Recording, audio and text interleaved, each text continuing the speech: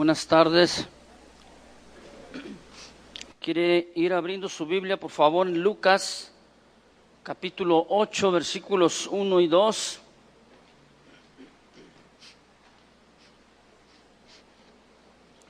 Lucas 8, 1 y 2.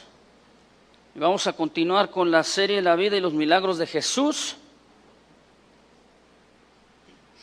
En esta noche vamos a ver los milagros, una señal divina. Los milagros, una señal divina. Lucas 8, 1 y 2.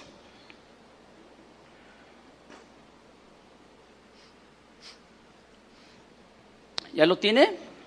Léalo con su vista, por favor. Dice: aconteció después que Jesús iba por todas las ciudades y aldeas, predicando y anunciando el evangelio del reino de Dios, y los 12 con él, y algunas mujeres que habían sido sanadas de espíritus malos y de enfermedades, María, que se llamaba Magdalena, y de la que habían salido 7 demonios. Bien, de acuerdo a lo que vemos aquí en este pasaje, en el contexto de las Escrituras nos damos cuenta que Jesús, el Hijo de Dios, el Mesías, nuestro Salvador, tenía efectivamente muchos seguidores. Y estos seguidores día tras día iban aumentando cada vez más y más. Muchos de ellos eran muy sinceros, pero otros tantos le seguían por una conveniencia en su vida, por lo que Cristo pudiese darles en un cierto momento de sus vidas. Otros lo seguían por los milagros. Y mire, algunos de estos seguidores de Jesús eran falsos, mas los verdaderos seguidores seguían a Jesús por lo que Él era, no por lo que Él podía darles o realizar o hacer en sus vidas. No lo seguían por los milagros, sino por lo que Él es. Jesús hacía el bien entonces por donde quiera que iba. Si usted se fija ahí en el versículo, dice: aconteció que iba por todas las ciudades y todas las aldeas en aquel lugar por donde él caminaba, iba predicando el evangelio. Esto es, dar las buenas nuevas a la gente. Y mientras él iba en ese trayecto, en ese caminar de predicar el evangelio, resultaba que ocurrían milagros y milagros alrededor de su vida y con la gente que estaba ahí a su alrededor. En su momento el profeta Isaías lo profetizó en relación al Mesías, lo cual aquí en este pasaje se cumplen algunas de sus palabras. Y dice aquí la Biblia que iba predicando el evangelio, es decir, las buenas nuevas. Isaías profetizó en su momento, dice: cuán hermosos son los pies de los que anuncian la paz, de los que dicen a Sión, tu Dios reina. Aquí se estaba cumpliendo una parte de esta profecía. Jesús iba entonces predicando la palabra de Dios, el reino del Señor, y se manifestaba esta predicación, esta publicación de las Escrituras, de la palabra, con señales y con prodigios.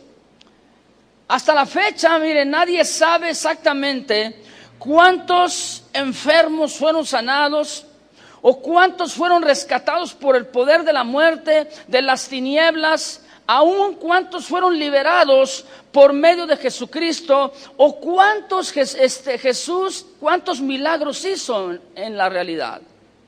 Aquí dice en el último versículo, en el versículo 2 que leímos, que había algunas mujeres ahí que lo seguían. Algunas de ellas habían sido sanadas, dice aquí, porque tenían espíritus malos y tenían enfermedades de las cuales hubo milagros en su vida. Es decir, siempre en la vida de los discípulos de Jesús, de los seguidores de Jesús, van a moverse alrededor de ellos los milagros.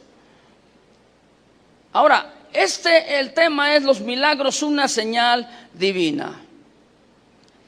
Aquellos que eran oprimidos en aquel tiempo, que eran angustiados, que la potestad de las tinieblas estaba opresionándoles, ellos fueron liberados, fueron libertados y ocurrieron muchos milagros. Así como lo vemos, muy sencillo es leerlo y decir, pues donde salió aquella mujer, donde salieron 7 espíritus, lo leemos muy sencillo, pero cuando realmente nos damos cuenta de una manera o la manera en que un espíritu sale de la vida de una persona, te das cuenta que para ello tendría que haber ocurrido un milagro.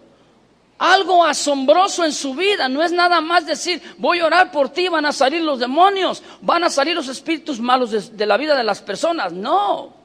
Atrás de ello hay una serie de oración, una manifestación del Espíritu Santo, etcétera. ¿Sí? Milagros increíbles que nosotros los leemos así, muy asombrosos. Pero más que esto, mi hermano, mi hermana, es que muchísimos en esa época escucharon las buenas nuevas de salvación. Y otros muchos entonces también recibieron ese milagro tan inigualable que es la salvación. ¿Cuántos dicen yo tengo ese milagro? Un milagro que si usted echa una mirada a su pasado y usted dice, híjole lo que fui, cómo me comporté o cómo viví yo en mi pasado. ¿Usted se acuerda? Puede decir ahora, efectivamente hubo un milagro en mi vida. Mire, aquellos que habían nacido ciegos, es muy difícil mencionarlo, es muy difícil enseñarlo. Es difícil cuando una persona en carne propia lo está experimentando o cuando a alguien en su familia está con una situación así. Nosotros lo leemos muy fácil, rápidamente, pero démonos cuenta cómo en los milagros de Dios, con un hombre ciego, por ejemplo, con aquellos que dice la Biblia que eran hidrópicos, que tenían en exceso agua en su cuerpo, aquellos que tenían convulsiones. Yo no sé si usted dice, hay alguien, o a lo mejor usted mismo le está sucediendo algo similar a lo que yo estoy mencionando. Y usted dice en su corazón, yo necesito un milagro, porque si en aquel tiempo, en aquella época Jesucristo manifestó milagros, hoy también lo puede hacer. A lo mejor usted conoce a un ciego, un sordo, un cojo o un manco. Mire cuántas veces los discípulos vieron cuando dice la Biblia un manco. ¿Qué es un manco? A ver, dígamelo usted. ¿Es alguien que le falta qué? Un brazo, una mano. Nosotros lo leemos y decimos, qué bonito, mira qué padre, oh, mira el milagro de Jesús. Sanó a un manco. ¿Qué quiere decir esto? Que cuando él oró, le salió nuevamente, le creció nuevamente una mano. Ahora imagínese que usted está en esa situación. Usted entonces pudiera decir, es verdaderamente inigualable este milagro que estoy viendo, que estoy sintiendo en mi vida, ¿sí o no? ¿Sí o no? Mire, tan así que la Biblia dice que aún también algunos muertos fueron resucitados. Imagínese usted el júbilo, la alegría que habría entonces en todas aquellas personas, aquellos seguidores de Cristo que experimentaron estas señales milagrosas en su vida de parte del Señor. Imagínense todos aquellos que escucharon la palabra del Señor y después de haber escuchado la palabra del Señor, ellos recibieron la salvación de su alma, de su vida. Este es un milagro asombroso.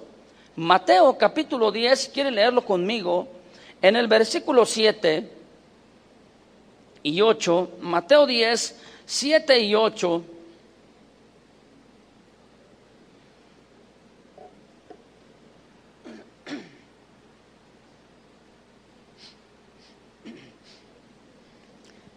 Si decimos, pues sí, es que todos esos milagros, todos esos acontecimientos, todas esas maravillas que se vieron, se manifestaron en la vida de Jesús, pues sí, es que Jesús es el Hijo de Dios. Pues sí, podemos entenderlo porque pues Él es el Mesías. Pero fíjese lo que dice Jesús en relación a sus seguidores. Y yo le pregunto antes de leer este versículo, ¿quién de aquí es seguidor de Jesús?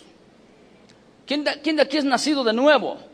Bueno, usted tiene el milagro de la salvación, entonces estos versículos son para usted. Fíjese que dice ahí, capítulo 10 de Mateo, versículos 7 y 8. Y yendo, es una orden, predicad diciendo, el reino de los cielos se ha acercado, sanad enfermos, limpiad leprosos, resucitad muertos, echad fuera demonios. Y fíjese lo que dice a continuación, de gracia recibisteis, dad de gracia. Este es el mandamiento de Jesucristo ahora para sus discípulos.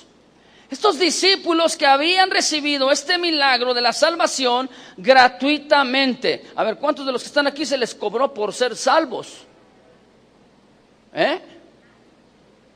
Pues ¿sabía usted que hay alguien que cobra? Hubo épocas también en las que te decían, pues mira, si tú me das una cierta ofrenda, yo voy a orar por ti a Dios para que Dios te dé la entrada libre delante de su trono. De gracia recibisteis, dad de gracia. A esto se refiere. Fue gratuitamente entonces el milagro de la salvación. De esa manera es que usted y yo debemos de predicar el evangelio. De esa manera es que usted y yo debemos de comportarnos y de actuar de acuerdo a la palabra. Los discípulos habían recibido, yo le dije, este milagro de la salvación gratis. Y también habían recibido una autoridad, y la autoridad era de echar fuera demonios, sanar enfermedades, etcétera, etcétera. Ahora bien, ellos debían de realizar la obra de Jesús, lo que Jesús había dicho, les había ordenado, pero sin exigir nada a cambio. Ellos tenían que ofrecer los caminos del Señor, las buenas nuevas. Ellos tenían que orar por la gente, debían de orar por la gente, sanar por medio del Espíritu Santo. La gente tenía que recibir esto, pero tenía que ser sin exigir nada a cambio. De gracia recibisteis, dad de gracia. Estamos hablando acerca de la salvación.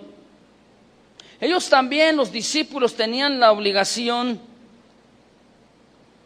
de parte del Señor de dar sin esperar recibir. Esa era una obligación de los discípulos. Todo lo que ellos, los discípulos, pudiesen dar, lo que pudiesen ofrecer, tenía que ser gratuitamente, porque de esa manera habían recibido ellos. La salvación entonces es gratuita. Yo no entiendo ahora, hasta cobran por ir a alabar al Señor en ciertos lugares. Hasta cobran para que tú vayas y recibas un milagro del Señor. Te cobran para que alguien vaya y ore por ti, para que recibas algo de parte del Señor. No, mi hermano. De gracia recibimos, tenemos que dar de gracia. Algunos hasta los invitan a predicar la palabra, dicen, te invito a tal o cual lugar, dicen, pues si me hospedas en cierto lugar, en cierto hotel, sí, si no, no voy. Es más, el agua que tomo tiene que ser de esa santurrona, ¿o cómo? ¿Cómo le llaman? Usted la conoce, ¿verdad? Si no es esa marca, entonces no. ¿Qué está haciendo este hombre? ¿Qué está haciendo esta mujer? Está esperando recibir algo a cambio con tal de predicar la palabra. No, mi querido hermano, esto no es lo que dicen las Escrituras. Y se refiere a las cosas materiales, a las cosas terrenas. No debemos de aceptar nada a cambio con tal de predicar la palabra del Señor. Es gratuito. Entonces, si hemos recibido esto gratis en el ámbito espiritual, ¿cómo tenemos que entonces transmitirlo? Dígalo fuerte. Gratis. Este es un milagro. Para aceptar entonces y recibir la salvación, yo le dije y le repito, es gratuito. Porque las cosas espirituales no se pueden pagar, no se pueden comprar, son por gracia. ¿Verdad que sí? Y gracia quiere decir gratuitamente, como si fuera un presente o un regalo. Vamos a ver qué dice Santiago 1:7. Aquí Santiago muy claramente nos expone su mensaje diciendo: Santiago 1:7. Ahí lo lee usted. Dice, toda buena dádiva y todo don perfecto desciende de lo alto, del Padre de las luces, en el cual no hay mudanza ni sombra de variación. ¿Qué quiere decir? Que así como Dios actuó en el Antiguo Testamento o miles de años atrás, quiere decir que Dios es el mismo ayer, hoy y por siempre.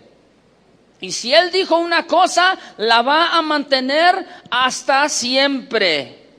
Toda buena dádiva, dice, todo don perfecto. Es decir, todo lo que viene de parte de Dios es una dádiva, es un regalo, un obsequio para nosotros. Esto es por misericordia. Y dice toda buena dádiva y todo don perfecto. Mire, a veces mal usamos las dádivas de Dios o los dones de Dios. ¿Para qué? Para sacar un provecho económico o material de ello, sin entender que la Biblia dice que esto fue un regalo, un don, es algo que nos concede Dios gratuitamente sin merecerlo. Entonces, si usted y yo tenemos dones, si usted y yo tenemos buena dádiva de parte del Señor, tenemos que proyectar esto, ofrecer esto y dar esto de la misma manera que usted y yo lo recibimos. ¿No cree? Entonces dice todo don perfecto. Y esto quiere decir estar completo, satisfecho, perfecto, llegar a una madurez íntegra. Entonces, esto quiere decir que tenemos de parte del Señor todo. En Él somos completos, Él lo llena todo en nuestra vida, en esta como también en la venidera. ¿Cuántos dicen sí, amén? ¿Verdad? Ahora bien, los discípulos, cuando ellos tenían que ir por las aldeas, o sea, tomar el ejemplo de Jesús, cuando ellos tenían que caminar por las aldeas, por los pueblos, por las ciudades, ellos tenían que ir de la misma manera que Jesús. Ir predicando el reino de Dios, ir proclamando las buenas nuevas, y si surgía a través de ese predicar un milagro, entonces tenían que hacerlo de manera gratuita. ¿Por qué? Porque así recibieron ellos también este milagro. Esta acción entonces de no cobrar por predicar el evangelio y el orar por la gente por un milagro, tenemos que hacerlo sinceramente. ¿Cuántos lo hacen? Usted ve a alguien que tiene una necesidad, ¿qué es lo que primero le dice a usted? Fíjese bien, aquí es donde a veces nos equivocamos en la manera de hacerlo. La Biblia dice primero es predicar el evangelio y después es orar por los enfermos. A veces lo hacemos al revés. Primero hasta le decimos, mira, ven, acércate, voy a orar por ti para que veas que Dios te sana, y después le predicamos las buenas nuevas. No, mi hermano. Primero son las buenas nuevas y después, si Dios quiere hacer un milagro en su vida, Él lo va a hacer. Eso es lo que dicen las Escrituras, gratuitamente. Ahora bien, por otro lado, los discípulos estaban apegados a Jesús, pero el pueblo en aquel tiempo, los judíos, ellos estaban apegados también a las Escrituras, pero estaban lejos de poder reconocer que Jesús era el Mesías. Ellos esperaban justamente este Salvador. Ellos pensaban que iba a venir al mundo a establecer un reino que los iba a hacer libres de la esclavitud material, es decir, que iba a liberarlos en esa época del Imperio Romano. Y bien, también ellos esperaban un reino político, ¿verdad? Militar, un gobierno que se levantaran armas en contra de los romanos. Así como lo vivieron ellos, los antepasados israelitas, con los reinados de David y de su hijo Salomón, que hubo paz. Y Dios les entregó los reinos de aquel entonces a estos dos grandes hombres. Eso es lo que esperaban. Pero cuando ven a Jesús, que Él viene y publica, el reino de Dios se ha acercado, ellos para su mente fue incongruente. Y dijeron, ¿cómo es posible? Este no es el Mesías tiene que levantarnos en armas. Y este dice que el reino de Dios es otra cosa, son buenas nuevas. Él está orando por la gente y Él dice que Él viene a publicar libertad a los cautivos, a darle libertad a los presos, pero presos emocionales y espirituales. Entonces para ellos era una incongruencia. Por eso es que muchos de ellos no creyeron. Y si usted se fija, muchos y miles y cientos y miles de milagros fueron manifestados delante de sus ojos, pero ni aún así el pueblo creía. Aún así no aceptaban a Jesucristo, el sacrificio que Él haría por ellos en la cruz. Ahora, es posible que muchos de los que estamos aquí hemos experimentado o hayamos experimentado algunas de estas cosas. Algunos milagros, la salvación, hemos recibido de parte del Señor por gracia, hemos dado por gracia. ¿Cuántos han experimentado algo de esto? Pero quiero decirle, el cristianismo no es por experiencias, porque luego muchos dicen, es que yo no he recibido la sanidad de tal cosa. Y queremos seguir a Dios esperando recibir el milagro o la transformación. No, mi hermano, vamos a seguir a Jesucristo por lo que Él es, no por lo que Él nos da. Si Él quiere darnos en ese caminar, pues es porque es su voluntad, ¿no lo cree? Entonces, estando delante de los discípulos, estos al ver estas cosas tan increíbles, al ver cómo las escrituras se estaban cumpliendo vez tras vez, ellos habían leído y ellos veían y expresaban diciendo, estas son cosas inigualables. Nunca se habían imaginado que este tipo de sucesos, de acontecimientos, ocurrirían delante de sus propios ojos. Mucho menos cuando Jesús les dice, vayan por el mundo y prediquen el evangelio. El que creyere y fuere bautizado será salvo. Y sobre los enfermos impondrán sus manos y sanarán. Etcétera, etcétera, etcétera. Usted se sabe ese pasaje. Usted puede estudiarlo más a profundidad. Pero nos damos cuenta cómo más allá fue Jesucristo. Todavía Jesús, su enseñanza era de que ellos mismos realizarían, cada uno de nosotros realizaríamos entonces estos milagros. Pero primero tendría que ser predicado este milagro de las buenas nuevas, que es la salvación. Entonces los milagros son una señal divina. Jesús dijo, mayores cosas que estas haréis, si crees. ¿Cuántos creen? Muchas veces pocos son los que creemos en el milagro de Dios. Y decimos, es que esto fue del pasado. Ahora en el presente, pues no, ya no, Dios no se mueve de esta manera. Una manifestación milagrosa es de parte de Dios una acción hermosa. Bien, pues a medida que pasaba el tiempo y los discípulos veían cada vez todos estos acontecimientos, Jesús comenzó a referirles palabras como estas, diciéndoles que era necesario que Él muriera, era necesario que Él resucitara después. Ellos estaban pensando, ellos querían, los discípulos, que el ministerio de Jesús continuase para siempre. Ellos no querían que se apartara Jesucristo. Ellos no estaban pensando, no te vayas, Jesucristo, aquí quédate siempre. Porque estaban pensando de una manera un tanto orgullosa, egoísta. Si usted se recuerda aquel ejemplo cuando dice la Escritura que Jesús toma a Pedro, Jacobo y Juan y van allá a la montaña, comienza Jesús a orar y hay una transfiguración de Jesucristo y se presenta con él Moisés y Elías, es decir, el representante de los profetas y representante de la ley. Había 3 ahí en esa transfiguración. Dice la Biblia que sus ropas eran blancas, resplandecientes. Entonces aquellos 3, Pedro, Jacobo y Juan, egoístamente, ¿qué fue lo que dijeron?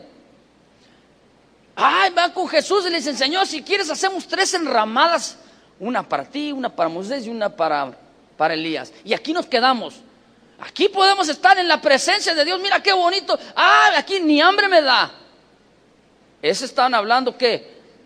Egoístamente. Cuando baja Jesús le dice: no es así, las cosas no son así. Por eso es que San Juan después en sus cartas, él dice: lo que hemos visto y oído, lo que palparon nuestras manos, tocante al verbo de vida, eso os anunciamos. Es decir, por gracia recibimos un cierto milagro, por gracia recibimos el milagro de la salvación. Este es el plan de Dios para la gente. ¿Sabía usted? No es que usted se quede con la salvación.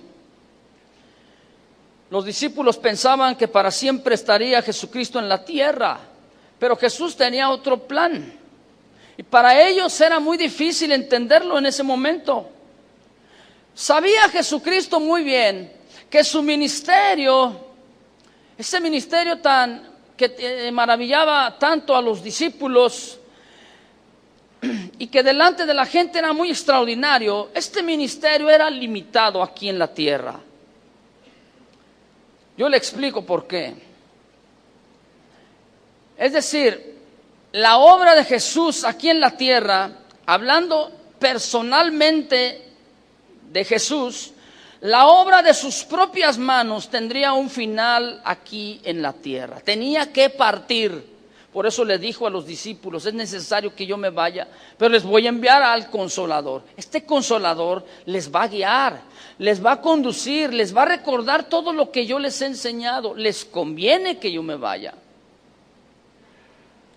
Ahora bien, ahora el ministerio que usted y yo desempeñamos aquí en la tierra es guiado y movido por el Espíritu Santo. Este Espíritu Santo al cual Jesucristo se refirió, el cual Jesucristo envió, justamente ¿para qué? Para hacer mostrar a la gente de 3 cosas: de pecado, de justicia y de juicio. ¿Cuál es la obra del Espíritu Santo entonces? Redarguir a la gente, repítalo conmigo: de pecado, de justicia y de juicio. Nunca la palabra de Dios dice de los milagros. Los milagros son una señal.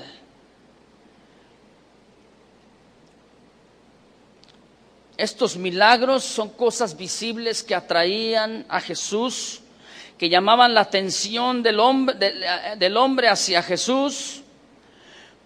Atracción quizá visible al ojo humano, pero necesitamos ver lo que la Escritura habla, lo que la Biblia nos enseña y nos dice, para poder nosotros llevar a cabo esas obras mayores que a las cuales Jesús se refería. Lo que los apóstoles hicieron, ellos pusieron un fundamento sobre la roca. Ellos fundamentaron su vida sobre Cristo. Ahora los demás, dice la Biblia, San Pablo dice, ahora nosotros como pueblo, como iglesia santa, tenemos que sobreedificar, es decir, continuar la edificación en aquello que aquellos apóstoles ya iniciaron. Ya usted y yo no vamos a poner el fundamento porque el fundamento ya está puesto. Ya usted no va a poner los rudimentos de la doctrina porque los rudimentos los dictó Jesús y los enseñaron los apóstoles. Usted y yo entonces vamos a proclamar las buenas nuevas de todo aquello que Dios a través de Jesucristo, a través de los apóstoles, refirieron en su momento. Qué hermosa es la palabra del Señor. Mire, Mateo, Marcos y Lucas, los evangelistas, generalmente ellos usaron una palabra para designar estos milagros portentosos. Esta palabra en el griego es dunamais o dunamis, que significa acto de poder para describir los milagros que Jesús hacía. Pero en el Evangelio de Juan, el cuarto evangelista, él usa otra palabra diferente a los tres primeros evangelistas. Y esta palabra ya no fue dunamai, sino que fue semeoin. Esto quiere decir señal. Una señal en sí misma no tiene ningún valor. ¿Por qué? Porque solamente señala algo, apunta o muestra con esa imagen, quizá con esa señal, algo visible para hacer referencia a algo que realmente es importante. Mire, toda señal tiene y debe tener un significado. Usted ve, hay alrededor de todo en este recinto, hay extintores. Usted los ve a su izquierda y a su derecha. Al lado o arriba de ellos hay una señal. ¿Cuál es esta señal? ¿Qué significa esa señal? ¿Alguien sabe?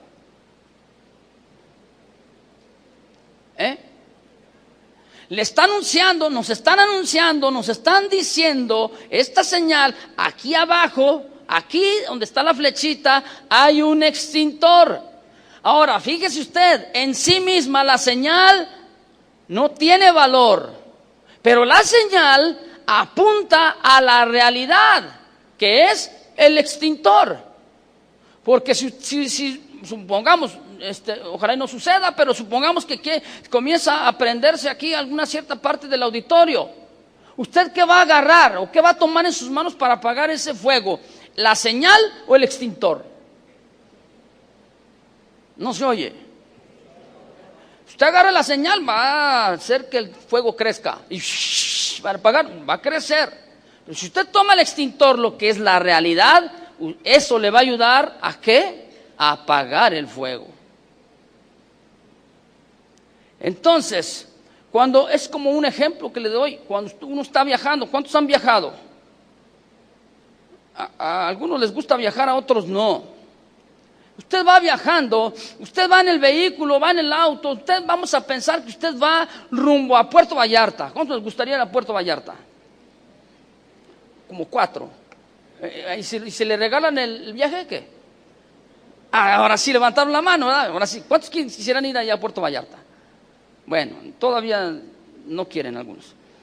Pero está bien, cada quien su religión, dice. Entonces, mire, usted piense. Usted está viajando, va hacia un destino, alguna dirección en especial. Usted no se detiene cuando ve una señal, ¿verdad que no? Esa señal le está indicando lo que usted tiene que hacer, o le está indicando el destino final. Usted ve una señal que dice 80 kilómetros por hora. ¿Qué quiere decir esa señal?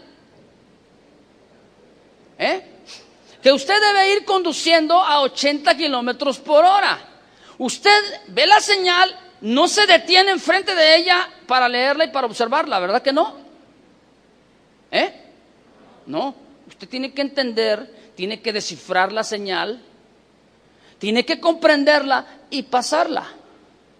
No tiene que detenerse en la señal. Entonces, usted ve cada vez, va en su viaje y cada vez va viendo señales. Está como aquellas carreteras, no sé si usted le ha tocado, pero en una ocasión íbamos ya oscureciendo, íbamos en la carretera, íbamos en el auto y de repente dice, pues en la noche usted va, ¿qué se va a pensar? No, pero hay un letrero, entonces ya a lo lejos lo vemos y está así medio borroso y cuando nos acercamos dice, tope. Y está unas flechas así, dice, tope. Pues ya cuando lo pasamos, dijimos, ¿ya para qué? O sea, esa señal no estaba indicando correctamente lo que había. Hay otras señales que dicen, precaución, tope a 500 metros.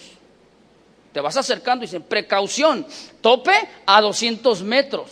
Entonces tú ya vas con una precaución diciendo, ya mero llega el tope. Pero no te das, no te imaginas que una señal te va, en lugar de guiarte correctamente, te va a desviar o te va a hacer un destrozo en tu vehículo o en tu vida, ¿verdad que no? Entonces, tú vas viendo las señales, entonces, ¿qué piensas? Voy en dirección correcta.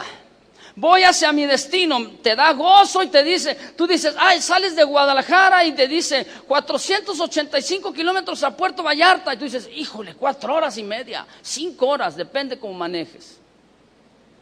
Y poco a poco te va a decir 200 kilómetros y 125, tú dices, ya te va dando gusto, ¿a poco no?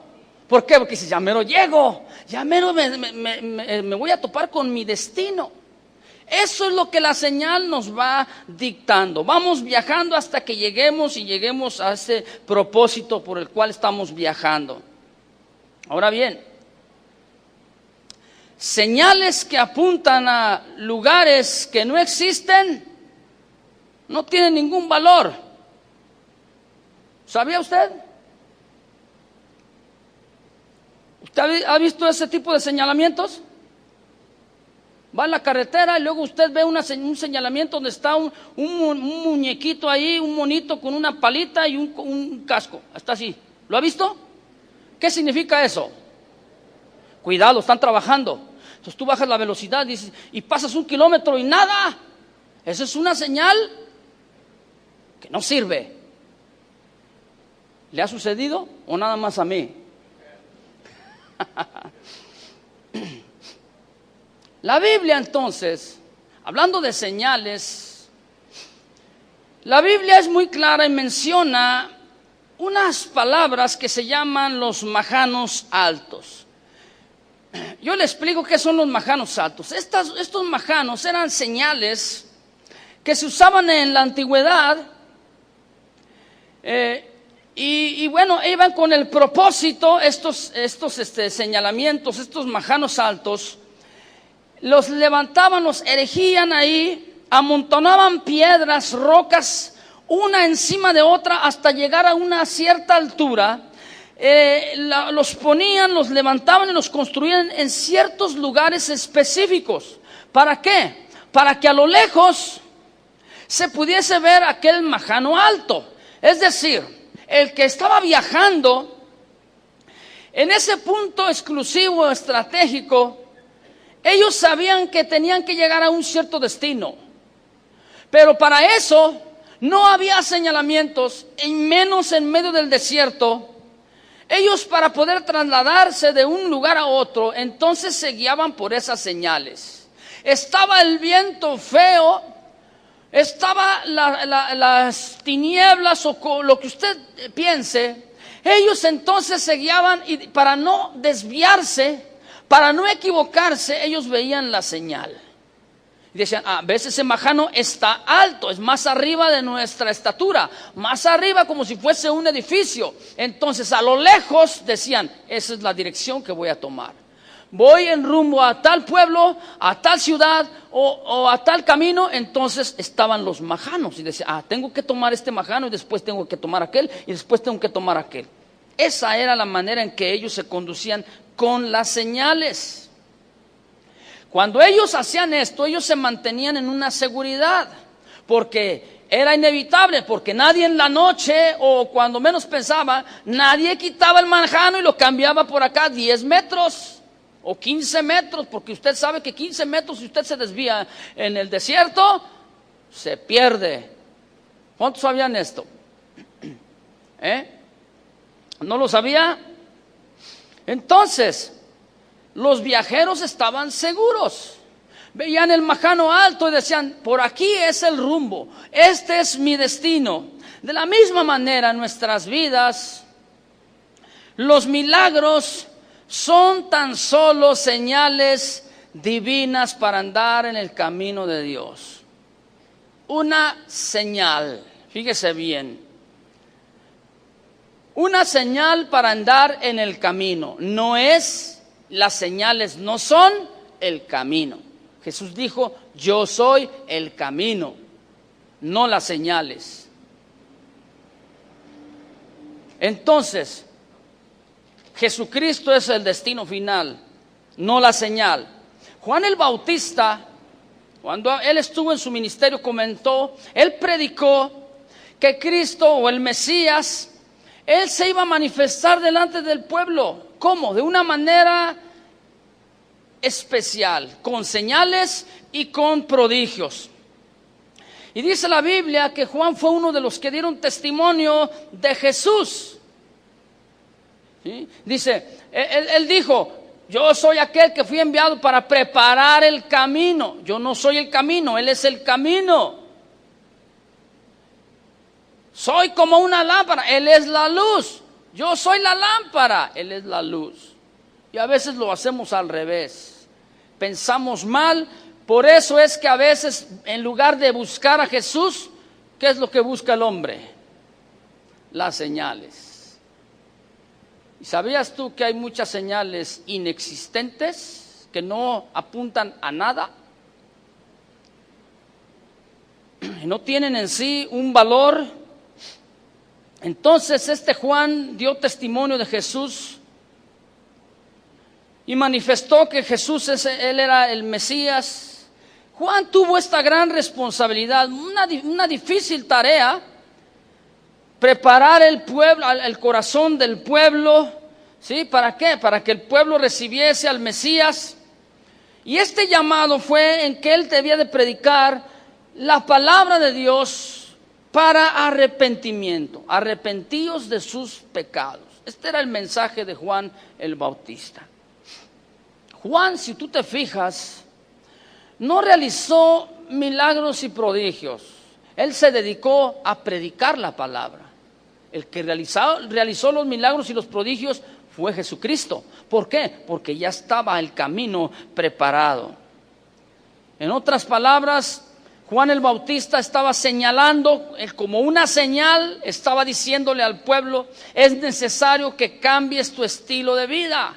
Es necesario que seas transformado. Es necesario que te arrepientas. Esta es la señal. ¿Cómo puede usted saber que alguien es nacido de nuevo? Porque está arrepentido. No tan solamente redarguido, porque alguien que está redarguido lo vuelve a hacer. Alguien que verdaderamente está arrepentido, esta es una señal de que ha nacido de nuevo, de que un milagro de salvación ha entrado en su vida. ¿Cuántos de aquí tienen ese milagro, esa señal? Ahora, era necesario que Juan el Bautista predicara de esta manera. Él fue pregonero de justicia. Él decía arrepentíos, pero él no podía perdonar los pecados. Él les insistía y les exhortaba al pueblo, arrepiéntanse de sus pecados. Pero el que iba a perdonar sus pecados era Jesucristo. Él era una señal que apuntaba, y él, cuando lo veían a él, inmediatamente volteaba su vista y volteaba su rostro, volteaba todo su ser y decía, este es el Cordero de Dios que quita los pecados del mundo. Como diciendo, a mí no me veas, yo solamente soy un instrumento, soy una señal. Tú tienes que ver a quién. ¿A quién? A Jesucristo. Él es el dador de las señales. Por eso Él les dijo, tienen que bautizarse. Y este también es una señal. Aquel que ha creído, hay una disposición en el corazón. ¿Para qué? Para ser diferente. Y el hecho de ser diferente lo vas a manifestar a través del bautismo. Es un testimonio de un cambio de vida. Mateo 3, 1 y 2. ¿Lo quieres leer conmigo?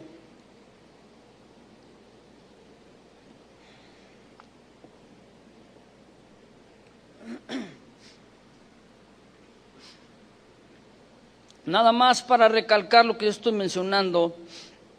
Mateo 3, 1 y 2 dice así. ¿Ya lo encontró? Bien, dice, en aquellos días vino Juan el Bautista predicando en el desierto de Judea y diciendo, arrepentíos porque el reino de los cielos se ha acercado. Fíjese, ese era el mensaje de Juan el Bautista. Una manifestación milagrosa es de parte de Dios, una acción hermosa. Por otro lado, entonces, toda verdadera manifestación, fíjese lo que dije, toda verdadera manifestación milagrosa viene de lo alto. Y de lo alto entonces viene una aprobación. Y de lo alto viene también una complacencia. Usted puede ver un milagro, pero si este milagro no le apunta hacia lo alto, es entonces esa manifestación milagrosa no es de parte del Señor. Espero que usted me esté entendiendo. Hay muchos que dicen, no, que mira que está cayendo hasta polvito de oro. ¿Qué te está realizando el que caiga polvo de oro? ¿A cuántos les salvó el polvo de oro? ¿A cuántos les perdonó sus pecados el polvo de oro? ¿A cuántos los transformó el polvo de oro? A nadie. Me expliqué entonces. Si usted se está dando cuenta, eso es lo que dice la Escritura. Mateo 3, 16 y 17, yo se lo leo si usted gusta. O bueno, búsquelo. Estoy hablando entonces que la manifestación verdadera, milagrosa, viene de lo alto. Fíjese cómo dice ahí, Mateo 3, 16 y 17.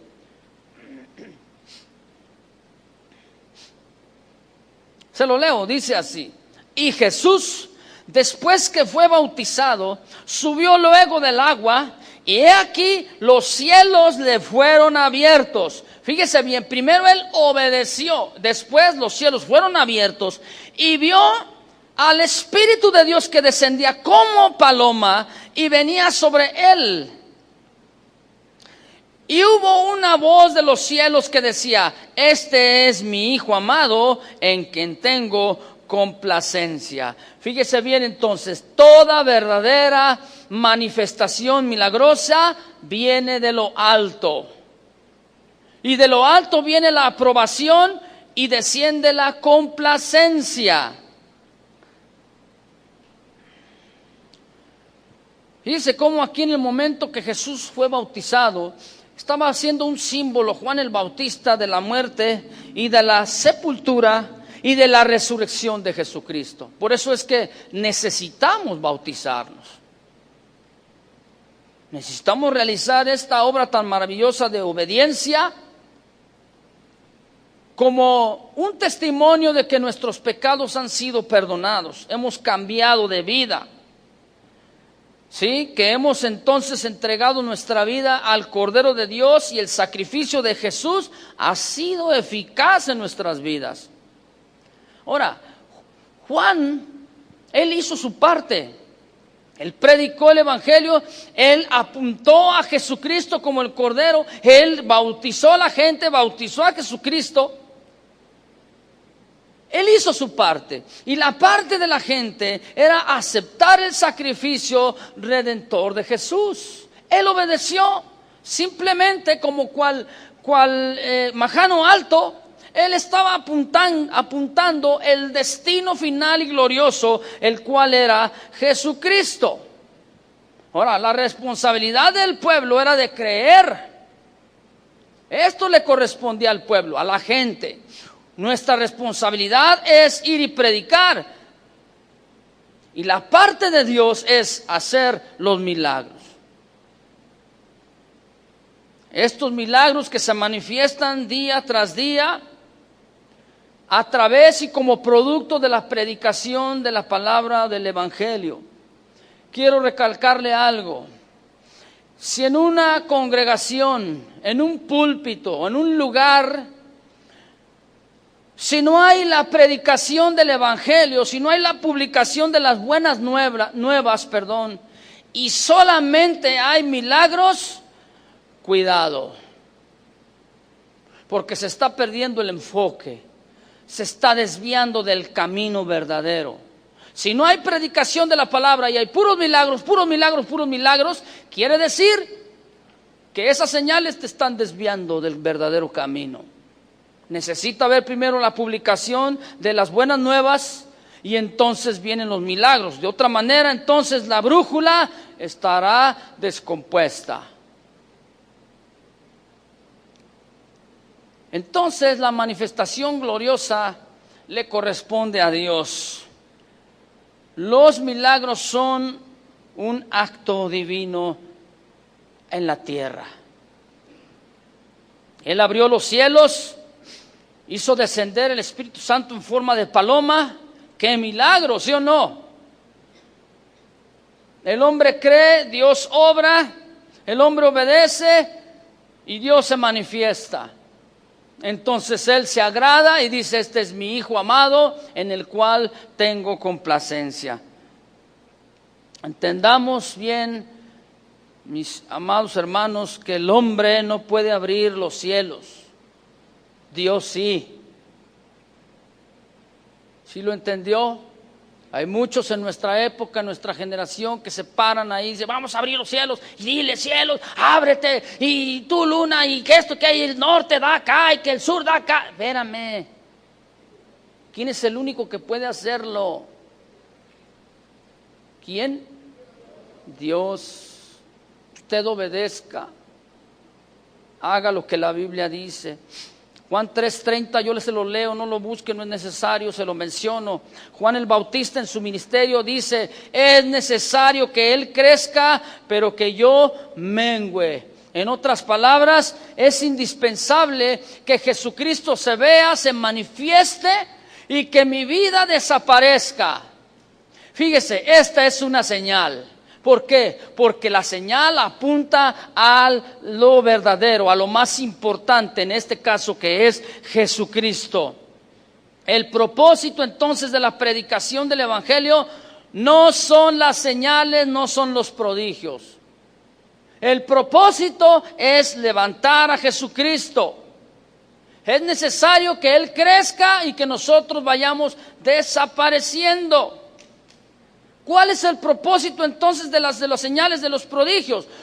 El propósito son de levantar a Jesús, no levantarnos a nosotros mismos, no levantar una iglesia, no levantar un ministerio, es levantar a Jesús. Ese es el propósito. Quien debe verse en una predicación, en una iglesia, en una vida, no son las señales. Quien debe verse es Jesucristo. Quien debe crecer es Jesús, no nosotros. Cristo mismo dijo: cuando el Hijo del Hombre fuere levantado, a todos atraerá hacia sí. Una manifestación milagrosa es de parte de Dios una acción hermosa. Cierre sus ojos un momento, por favor.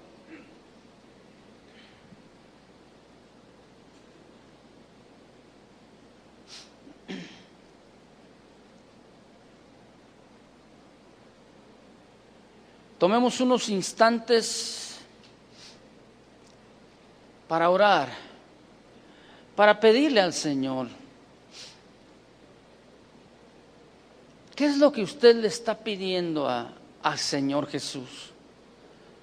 Cuando usted viene en oración, usted viene a alabarle, usted le dice: Señor, haz un milagro en mi vida. ¿O le está usted diciendo: Señor, que tu gloria, que tu presencia y tu imagen sea vista cada vez más y más en mi vida? ¿Qué es más importante?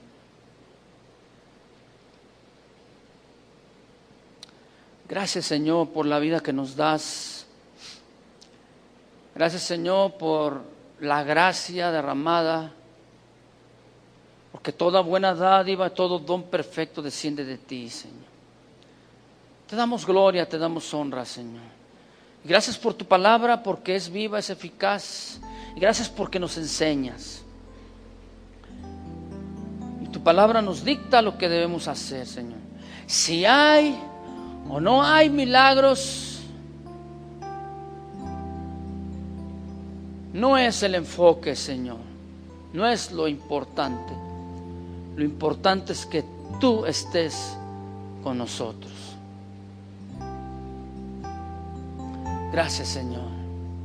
En el nombre de Jesús estamos agradecidos Porque cosas maravillosas, Señor, veremos, cosas grandes, poderosas, si tú así lo deseas. Porque tú responderás de esta manera, Señor. Tenemos que actuar. Si necesitamos abrir el mar, necesitamos creer. Si hay circunstancias difíciles en nuestras vidas, no debemos de enfocarnos en el milagro, Señor, sino en ti. Si nosotros vivimos una vida en ti, Señor, los milagros se van a manifestar solitos. Ayúdanos, Señor, a vivir una vida íntima contigo. Y si vivimos una vida íntima contigo, viviremos una vida llena de milagros. Gracias, Señor, en el nombre precioso de Jesús. Amén. Amén.